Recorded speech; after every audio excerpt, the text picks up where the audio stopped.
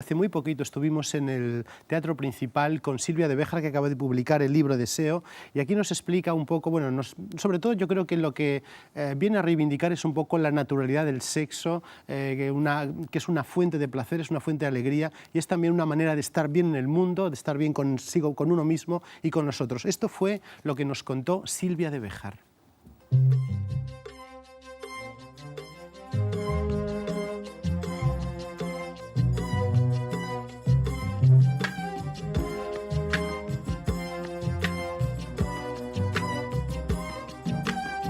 En un ascensor, buscado una esquina.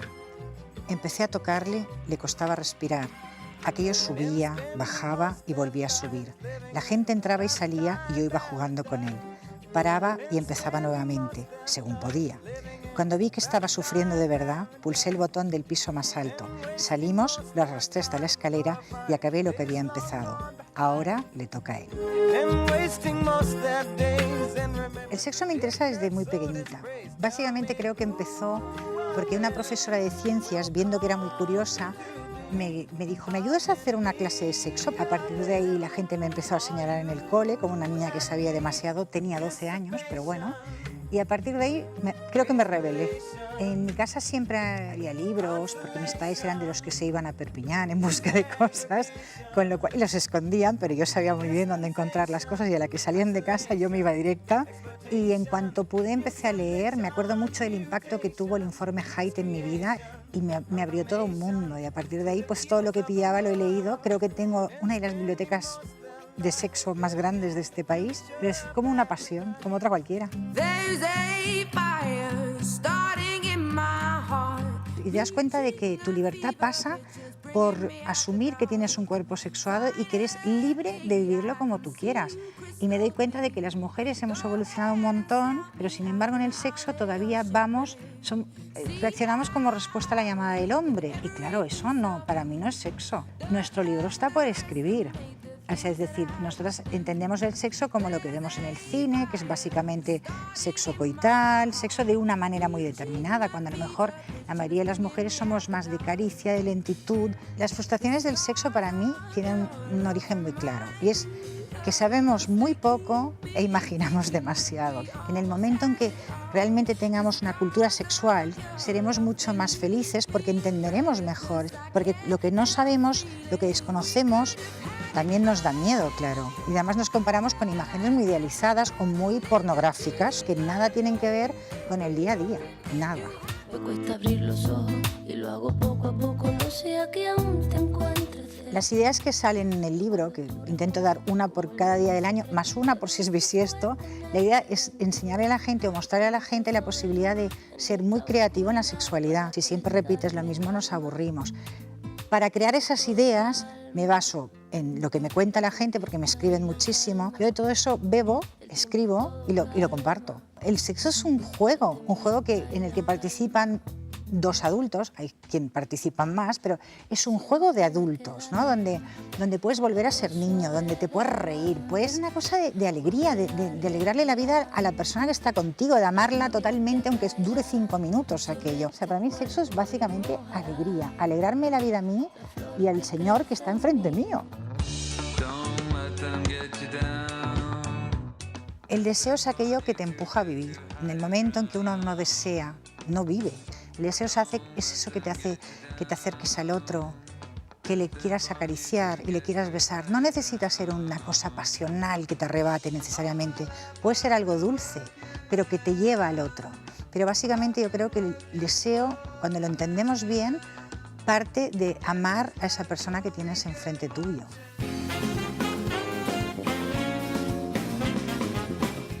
¿Jugamos un poco? Necesitas una colchoneta de playa, en la terraza, el cuarto de baño. ¿Tienes jardín? Esponja, agua y algo de gel. Quizá prefieras aceite. Hay algunos que además de servir para masajes son comestibles y lubrican, o sea que son todo en uno. Enjabónale y enjabónate, o embadúrnale y embadúrnate. Él se tiende boca abajo, tú haces lo propio sobre él. Masajéale con tu cuerpo. Si te colocas de forma que tus pies alcancen una pared, podrás irte impulsando mientras que juegas con tus manos, tu lengua, tus pechos. Ahora gíralo, toca cara a cara. os gustará a los dos. Si usas jabón, antes de pasar a mayores, mejor un duchazo. ¿Y si termináis de jugar ahí? Sobre las caderas se mueve mi falda. Del deseo amoroso, del deseo erótico, de esa película que hemos visto ahí de Lucía y el sexo, que nos recordaba, que nos proponía ahora Silvia de Béjar, vamos a hablar de otro deseo, en este caso el deseo de sobrevivir en tiempos de guerra, el deseo de afirmarnos en la vida. Y tenemos aquí con nosotros a Irene Vallejo Moreu, que acaba de publicar su primera novela. Hace muy poquito había publicado un libro de, digamos, de recopilación de textos periodísticos, El pasado que vuelve, pero ahora debuta en la narrativa con La luz sepultada, publicada en paréntesis. Muy buenas noches. Buenas noches. Bueno, no sé si está bien definido el libro, sería el deseo de vivir, el deseo de pelearse contra la muerte que llega, contra la guerra, sería el tema central del libro. Sí, sí, probablemente sería una buena definición, principalmente el sobresalto que supone un cambio, una transformación profunda de la realidad sucedida en muy breve tiempo y ese trastorno de no saber cómo hacerle frente y la necesidad de adaptarse rápidamente para sobrevivir. Vamos a ver, tú eres experta entre otras muchas cosas en marcial, eres muy experta, digamos, en el mundo griego, en el mundo latino, habías escrito un poco esa especie de textos donde dialogas con los clásicos y donde los pones, digamos, en situación, digamos, en parangón con lo cotidiano. ¿Qué te llevó de repente a dar ese salto, situarte en Zaragoza en 1936, en junio de 1936, entre junio y octubre de 1936, para hacer una novela de guerra? Sí, para mí es la continuación del mismo esfuerzo. Cuando hablo de los clásicos, trato de demostrar que no han quedado atrás, sino que sirven para fecundar todavía nuestras ideas, nuestra comprensión del mundo. Creo que siempre que traemos a colación el pasado es para ponerlo en diálogo con el presente. Y es lo mismo que he querido hacer en mi novela La luz sepultada. Oye, vamos a ver, ¿por qué Zaragoza? ¿Cómo ha sido eso? Es decir, porque veo que te has documentado, has creado una trama que ahora vamos a analizar. ¿Por qué has venido aquí concretamente? Bueno, existía un cúmulo de un cúmulo de historias, como en mi familia, como existen todas las familias, en todas las casas, historias sobre la guerra, que yo creo que muchas de ellas se cuentan oralmente, pasan de padres a hijos, se recuerdan, pero rara vez llegan al buen puerto de la literatura, ¿no? Y es lo que yo quería hacer, quería utilizar este entramado, esos mimbres, y darles una forma plenamente literaria. Pero hay, por ejemplo, en tu familia una historia, no puedo decir lo que pasa, pero una historia tan dramática, eso sí lo vamos a decir, como las que hay, como la que se ve aquí.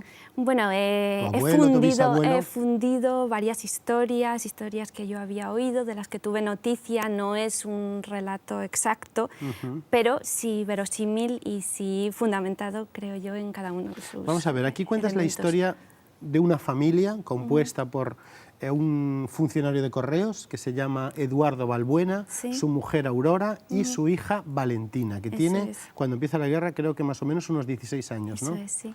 A ver, cuéntame un poco ese núcleo, cómo lo has hecho, porque son todos muy particulares. Exactamente, quería que cada figura representase una posición política vital distinta, porque realmente el mundo de la República era muy variado, existía un debate político muy intenso y fue precisamente la guerra la que obligó a polarizarse al mundo en esas dos Españas de las que habitualmente se habla, pero existía muchísima más variedad de posiciones, muchísimos más matices, y es lo que yo he querido representar, la riqueza de esa vida que se vio de repente aplastada, sepultada por la llegada de la guerra. Claro, por ejemplo, aquí hablas de Eduardo Balbuena, que sería, Sí. por poner un ejemplo, sería un hombre más bien socialista. Bueno, izquierda republicana, Izquierda sí. republicana, efectivamente, bueno, sí, Progresista, exacto. pero moderado. Su mujer, Aurora, que es un poco misteriosa, Sí. pero más bien Bien distante con la distante. política, sí. Y luego está esa chica en formación, esa chica que está creciendo, que ya a los 14 años, creo recordar, le manda una postal a Manuel Azaña, ¿no? Eso Cuéntanos es. un poco, porque Sí, sería, es- digamos, un poco la figura fundamental, ¿no? En cierta manera. Exactamente, sí, es la figura del testigo que está observando la realidad con unos ojos jóvenes, con unos ojos nuevos. Yo también quería aportar a estos acontecimientos de los que ahora nos separan 75 años una imagen juvenil, una mirada más juvenil, ¿no? La de esta generación que hemos nacido en la democracia. ella era una persona abierta que estaba empezando a descubrir el mundo y que contemplaba los acontecimientos de otra forma distinta a sus padres y a sus abuelos, que tenían un bagaje histórico que ya les determinaba mucho más. Entonces yo quería poner en ella ese espectador un poco inocente, pero también que es el primero en captar el sonido de alarma de una nueva realidad que se está transformando y que se va a convertir en una amenaza directa para su propia supervivencia. Bueno, hasta el punto que su padre lo vienen a buscar 2 veces y no digo lo que pasa. Pero hay otra cosa, tiene una amiga, Sí. Valentina, tiene una amiga que se llama Emilia, Sí. que es un poco también esa persona que no sabe nada de política. El día del 18 de julio, creo recordar, corrígeme, van a ver una película que es Historia de dos ciudades. Historia de dos ciudades, y ahí sí. ya debaten mucho de lo que está pasando. Exactamente, y además es cierto que en Zaragoza emitían esa película, la película de Ronald Colman, Historia de dos ciudades, el 18 de julio de 1936. Y me parecía que era un hermoso contrapunto que la propia realidad nos brindaba, ¿no? El de esa revolución francesa que aparece en Historia de dos ciudades y la guerra que ya se estaba gestando y que estallaba, aunque los personajes no lo sabían todavía, que iba a ser una guerra de esas dimensiones. Y sí, ya se plantea esa premonición de algo oscuro, muchos acontecimientos previos al estallido de la guerra, tiroteos, conflictos, y que les sugieren a los personajes pues, una reflexión de lo Claro. que... de lo Oye, que y puede además suceder. Zaragoza inmediatamente queda bajo el yugo, por decirlo así, de los nacionales. No se sabe muy bien lo que pasa, pero inmediatamente empieza a haber, digamos, ejecuciones sin ningún juicio, pues en Valdespartera, en la cárcel de Torrero. Un poco cómo fuiste, digamos, estudiando eso, cómo fuiste investigando y cómo está aquí, Sí, un poco lo que sí. pasó aquí en Zaragoza. Recogí datos concretos, históricos, ya existen censos, investigaciones sobre el asunto. Me interesaba sobre todo tratar el desconcierto profundo de esos personajes acostumbrados a vivir en una sociedad democrática y parlamentaria, con prensa libre, que de repente se ven condenados a un silencio en el que no saben lo que está sucediendo, desaparecen las noticias fiables, no saben si las informaciones merecen credibilidad o no, todo empieza a resolverse en rumores, no se sabe qué creer, ese aislamiento tan profundo que produce de repente la desaparición del periodismo. Yo que trabajo en un periódico, pues comprendo esa A pesar de que dices eso, hay 2 periodistas en el libro, Sí. Blas Albelda y el otro no me acuerdo cómo se llama, Blas Albelda. Alejo. Sí. Alejo, efectivamente, que es ejecutado inmediatamente, ¿no? Sí, exactamente. Sí, bueno, no sé si debería revelarlo, pero como sucede en la página 80 lo podemos decir, ¿no? Sí. Pero cuéntanos, o sea, ¿qué pasó también con el periodismo en esta ciudad? Sí, pues realmente fue acallado, aparecieron nuevos medios de prensa afines al movimiento, pero sobre todo era esa sensación de silencio que se cernió sobre la ciudad, en la que ya no se sabía lo que estaba sucediendo, en qué términos, y además se veían obligados a prescindir de las noticias, de la radio, porque ponerla podía ser peligroso, podría significarte delante de los vecinos, delante de las personas que aparecían. Entonces es como de la noche a la mañana los personajes empiezan a vivir en un mundo en el que tienen que esconderse, que tienen que ocultarse, en el que tienen toda una serie de miedos impalpables. La guerra no estaba en las calles, no había conflictos armados, no había bombardeos, salvo uno que aparece mencionado. Aparecen los bombardeos del Pilar, le dedicas sí. 2 o 3 páginas, ¿no? Eso es, sí. Pero era una ciudad en retaguardia, evidentemente, no en el frente, y entonces la guerra tiene un efecto distinto, un efecto perturbador, pero en un segundo plano, algo que está sucediendo, algo que es amenazador, y allí encontraba yo la atmósfera para un libro de suspense. Sí, sí, sí, bueno, que también lo hay, desde luego. Pero también te quería preguntar una cosa para acabar. Tú eres también pensadora, por decirlo así, dialogas mucho con los pensadores griegos, clásicos. ¿Cuál sería la filosofía de este libro? ¿Qué filosofía subyace aquí? Porque no sé si se puede decir que, digamos, el agobio y el miedo no es una filosofía. Un poco, ¿cuál sería, digamos, no sé si decirte el mensaje, pero en cierta manera, ¿cuál sería el mensaje de este libro? Pues a mí me lo sugirió la actual crisis económica, ¿no? La idea de que, aunque nosotros tenemos la sensación de que nuestras vidas cotidianas, privadas, son seguras y están protegidas, puede llegar un momento en el que la política, la economía, los errores de la política, digamos, irrumpen en nuestras vidas y la cambian totalmente. Y esa reflexión me parece que establece un nexo entre 1936 y nuestra época, con las debidas diferencias, por supuesto. O sea, cómo nuestro sentimiento de seguridad es hasta cierto punto ilusorio y cómo la historia puede entrar en tromba en nuestra vida y cambiarla totalmente. Pues Irene Vallejo, enhorabuena por La luz sepultada. Esperamos, acaba de llegar ahora mismo a las librerías y esperamos que tenga un gran recorrido y sobre todo que te permita seguir escribiendo libros. Muchas gracias. Muy amable. Vamos a presentarte a un escritor que ha tenido, bueno, que es, en este momento es uno de los escritores, digamos, de referencia de los jóvenes. Es un escritor de la fragmentación, se llama Agustín Fernández Mayo, tuvo un gran éxito con Nocilla Dream, luego ha ido haciendo distintos libros en esta línea, ha hecho también Carne de Píxel, poemario, y hace poco se atrevió, por decirlo así, a dialogar, a confrontarse con un libro fundamental de Jorge Luis Borges, que se llama El Hacedor. Ana Catala Roca estuvo con él y esto fue lo que le comentó, y además también le volvió a recordar algo que a él le apasiona, que es un poco esos pequeños vídeos que son pues como pequeños microcuentos visuales que tienen mucho que ver también con su literatura. Oímos a Agustín Fernández Mayo.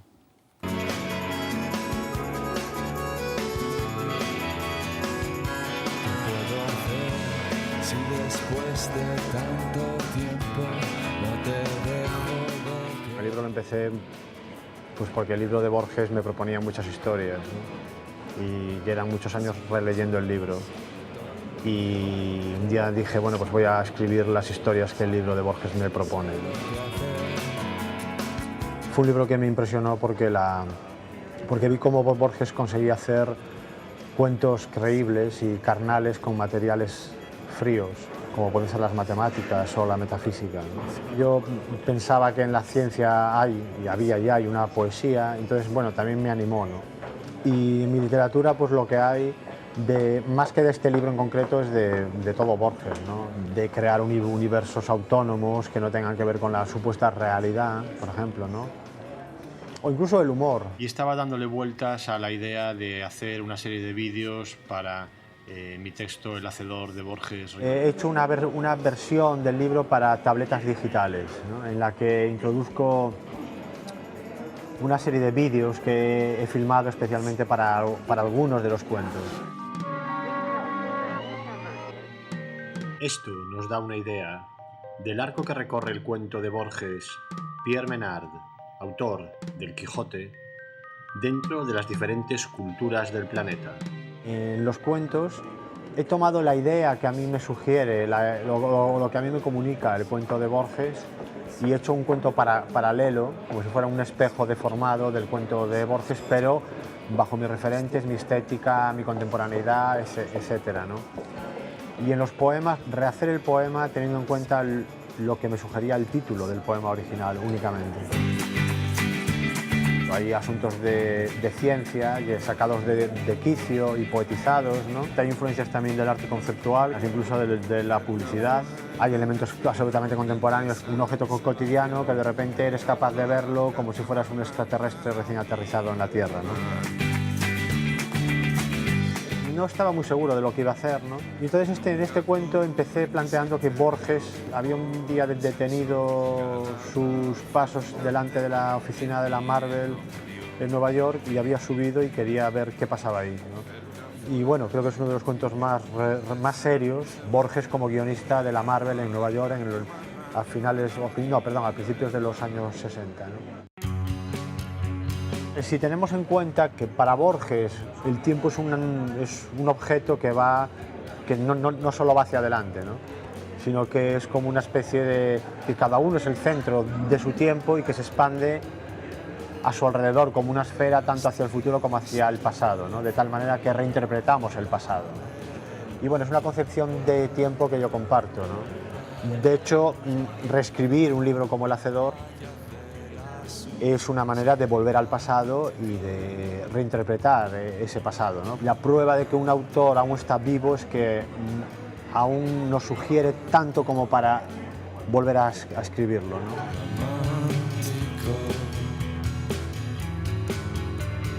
La lluvia. El tamaño de la gota oscila entre 0,5 y 6,35 milímetros. Su velocidad de caída entre 8 y 32 kilómetros por hora. A medida que se precipita, va ganando masa al chocar inelásticamente con otras gotas. No hay desayuno con diamantes, no hay cólera de Dios, no hay taxi drivers ni replicantes que sepan por qué la gota nunca se hace infinitamente grande. Bueno, pues este poema es una transposición del poema original del libro de Borges, con el mismo título, La lluvia, un tema que induce a la melancolía, al recuerdo, a un día lluvioso que todos tenemos en el imaginario. Y a mí, nada más leer de Borges, me vino a la cabeza hacer como la cara oculta de la lluvia, la parte de atrás de la lluvia que nunca vemos, la parte científica de la lluvia, y que aún así encierra un misterio. Yo escribo para mí, exclusivamente para mí, porque además no creo que haya otra manera de escribir y hacer algo medianamente serio, ¿no? Para mí escribir es una investigación lúdica y al mismo tiempo pasional. Nunca, nunca con la intención de ser nuevo, ser moderno, porque creo que eso fracasa. Creo que eso, luego, después tus obras parecen acartonadas, hay que hacerlo pues porque sencillamente te apetece, ¿no? Agustín Fernández Mayo y Ana Catala Roca, y en medio Borges y, por supuesto, la poesía de la ciencia. Y con ella nos vamos, y nos vamos también con El Silbador, Marcos Valenzuela y Fernando Muñoz, que nos traen una pieza que se llama Se borró del mundo, que es el intento de construir dentro del mundo un mundo propio. Que sean muy felices y nos veremos aquí, si les apetece, el próximo martes. Adiós.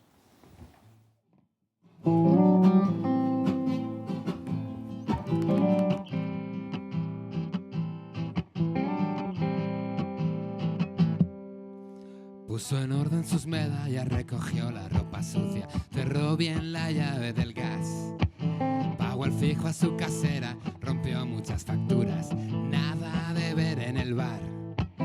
Como era hecha pa'lante, todo un caballero, también había viajado y follado lo follable, y había descubierto que esto era un teatro, teatro de mentiras, teatros lacrimales. Se borró del mundo. Se borró del mundo. Adiós. Adiós. Hubo pánico en el barrio, alarma en los sindicatos, desde el púlpito otra vez, los de siempre acojonando, banqueros protestando, como había pasado, el gobierno como siempre no estaba preparado. Oh no. Oh no, oh no. Alguien con voz seria interrumpió el telediario. No nos queda más que tomarlo y aceptarlo. Todos los científicos ya lo han comprobado y están pensando en improvisar algo. Pero que sepáis, esto es oficial, ya no hay marcha atrás. Que se borró del mundo. Que se borró del mundo. Adiós. Adiós. Que se borró del mundo. Que se borró del mundo. Adiós. Adiós. ¿Quién se borró del mundo? ¿Quién se borró del mundo? ¿Quién se borró del mundo? ¿Quién se borró del mundo? Dios. Dios. Dios. Dios. En un bosquecito verde dicen que ha plantado otra semillita del árbol del pecado, pero que esta vez lo dará dosificado. Nada de tablitas ni de hijos enviados, bastará con dar besitos de placer por todos lados, bastará con sonrisitas, cariñitos y un helado. ¿Quién se borra del mundo? ¿Quién se borra del mundo?